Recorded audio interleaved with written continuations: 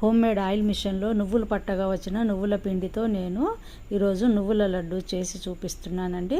చూడండి, ఈ నువ్వు పిండిని తర్వాత నువ్వులు పట్టగా వచ్చిన నూనె అడుగున చేరుకుంటుంది కదా, ఆ పేస్ట్ అన్నమాట. అది కలిపి వేయించుకోవాలి. నువ్వు పిండిని గ్రైండ్ చేసుకోవాలి మిక్సీ జార్లో వేసి.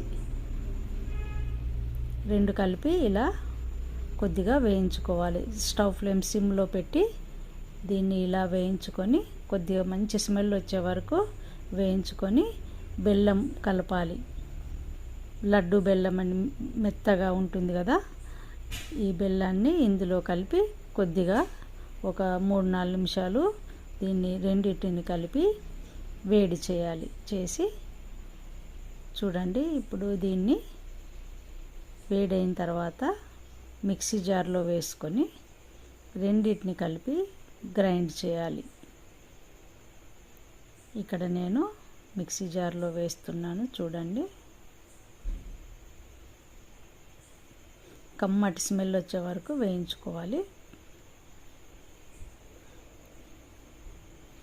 చూసారు కదా, ఇలా మిక్సీ జార్లో వేసుకొని ఇలా గ్రైండ్ చేసుకుని లడ్డు చేసేయాలి. నేను లడ్డు చేసేది కూడా మీకు చూపిస్తున్నాను. చూడండి.